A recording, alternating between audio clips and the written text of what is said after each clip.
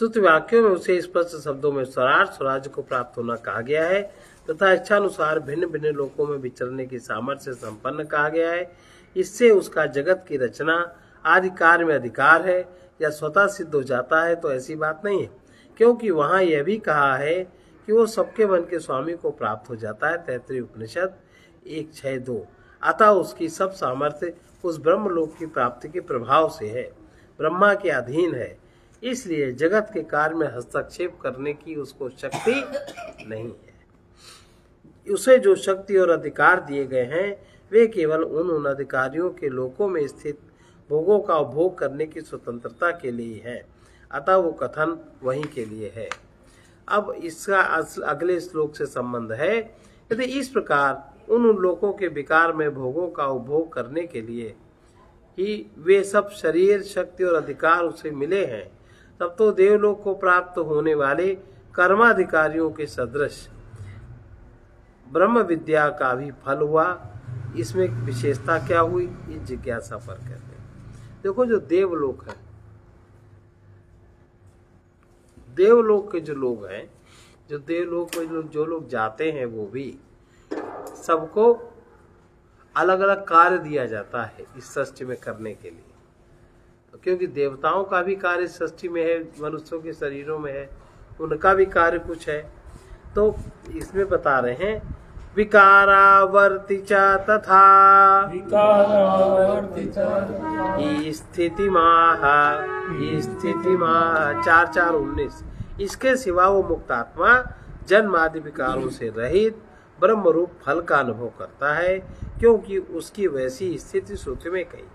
श्रुति में ब्रह्म विद्या का मुख्य फल पर ब्रह्म की प्राप्ति बताया गया है, जो जन्म जरा आदि विकारों को न प्राप्त होने वाला, अजर अमर समर्थ समस्त पापों से रहित और कल्याण में दिव्य गुणों से संपन्न है।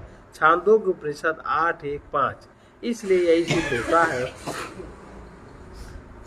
कि उसको प्राप्त होने वाला फल कर्म फल की भांति विकारी नहीं है। ब्रह्मलोक के भोग तो आनुषंगिक फल है। ब्रह्म विद्या की सार्थकता तो पर ब्रह्म की प्राप्ति कराने में ही है।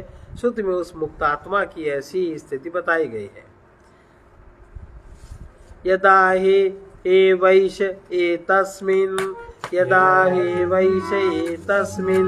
अदृश्ये अनात्मे निरुक्ते अनिलयम् अभयं प्रतिष्ठां विन्दते अथ सोऽभयं गतो भवति।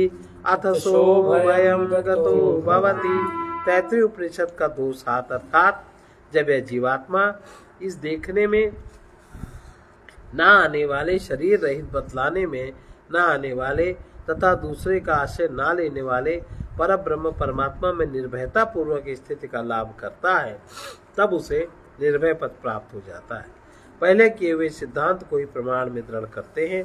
दर्शयतश्चैव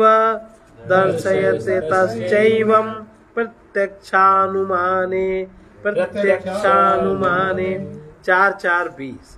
श्रुति और स्मृति भी इसी प्रकार दिखलाती है। श्रुति में स्पष्ट कहा है वो परम ज्योति को प्राप्त होकर अपने वास्तविक रूप में संपन्न हो जाता है। ये आत्मा है, यही अमृत एवं अभय है और यही ब्रह्म है। छांदोग्य उपनिषद के 8:3-4। ब्रह्मलोक अन्य लोकों की भांति विकारी नहीं है। श्रुति में उसे नित्य। छांदोग्य उपनिषद के 8:13-1। सब पापों से रहित। छांदोग्य उपनिषद 8:4-1 तथा रजोगुण आदि से शून्य। विशुद्ध प्रश्न उपनिषद 1:16। कहा गया है, गीता में भी कहा गया है, इस ज्ञान की उपासना करके मेरे सदृश धर्मों को अर्थात निर्लेपता दिव्य कल्याण में भावों को प्राप्त हो जाते हैं। अतः वे ना तो जगत की रचना के काल में उत्पन्न होते हैं और न प्रलय काल में मरने के दुख को भोगते हैं। इस प्रकार श्रुतियों और स्मृतियों में जगह जगह मुक्तात्मा की वैसी स्थिति दिखाई गई है। उसका जो उन अधिकारी वर्गों के लोक में आना जाना, वहां के भोगों का उपभोग करना, वो उसकी लीला मात्र है। वो उसके लिए बंधन या पुनर्जन्म का हेतु नहीं है। गीता का श्लोक है, इदं ज्ञानमुपाश्रित्य मम साधर्म्यमागता सर्गे नोपजायन्ते प्रलये न व्यथन्ति च। इसका संबंध अगले श्लोक से है।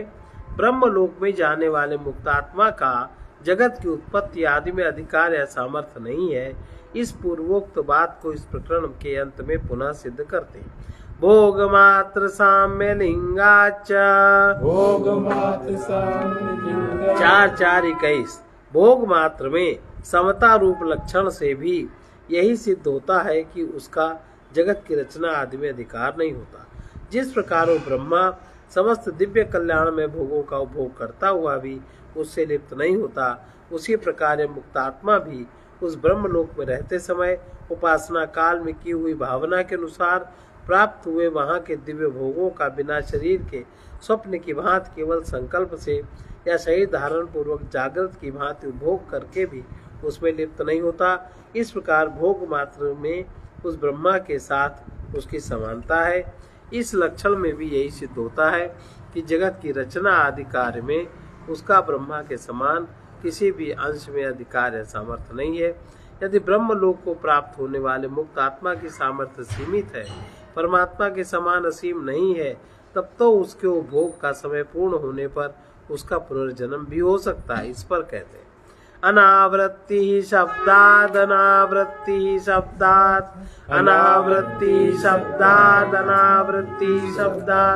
4:4:22। ब्रह्मलोक में गए हुए आत्मा का पुनरागमन नहीं होता। ये बात श्रुति के वचन से सिद्ध होती है। पुनरागमन नहीं होगा, ये बात श्रुति के वचन से ही सिद्ध होती है। श्रुति में बार बार बात कही गई है। ब्रह्मलोक में गया हुआ साधक वापस नहीं लौटता। बृहदारण्यक उपनिषद का 6:2-15, प्रश्न उपनिषद का 1:10, छांदोग्य उपनिषद का 6:8-6, 4:15-6, 8:15-1। इस शब्द प्रमाण से यही सिद्ध होता है कि ब्रह्मलोक में जाने वाला अधिकारी वहां से इस लोक में नहीं लौटता। अनावृत्ति ही शब्दात, इस वाक्य की आवृत्ति ग्रंथ की समाप्ति सूचक है। चौथा पाठ संपूर्ण हुआ। श्री वेद व्यास रचित वेदांत दर्शन ब्रह्म सूत्र का चौथा अध्याय पूरा हुआ। वेदांत दर्शन संपूर्ण आज ये समाप्त हो गया।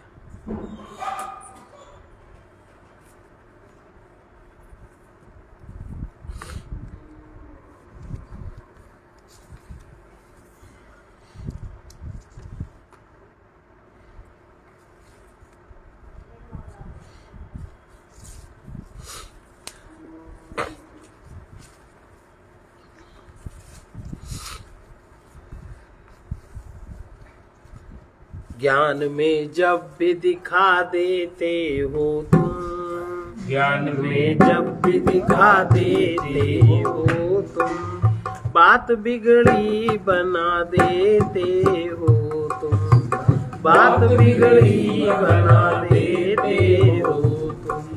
जिसे हम दूर नहीं कर पाते, जिसे हम दूर नहीं कर पाते, दोष मेरा हटा देते हो तुम, दोष मेरा हटा देते हो तुम। बिना तुमसे जो बुझती नहीं, बिना तुमसे जो बुझती नहीं, प्यास ऐसी जगा देते हो तुम, प्यास ऐसी जगा देते हो तुम।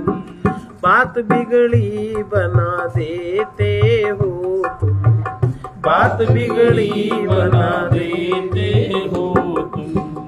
गरूर अपने आप झुक जाता, गरूर अपने आप झुक जाता, चोट ऐसी लगा देते हो तुम, चोट ऐसी लगा देते हो तुम। बात बिगड़ी बना देते हो तुम, बात बिगड़ी बना देते हो तुम। मेरी यह बंद आंखें खुल जाती, मेरी यह बंद आंखें खुल जाती, रोशनी जगमगा देते हो तुम, रोशनी जगमगा देते हो ज्ञान में जब भी दिखा देते हो तुम, ज्ञान में जब भी दिखा देते हो।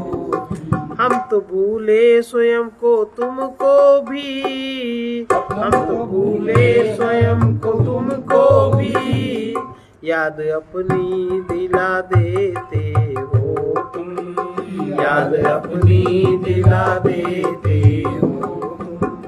बात बिगड़ी बना देते हो तुम, बात बिगड़ी बना देते हो तुम।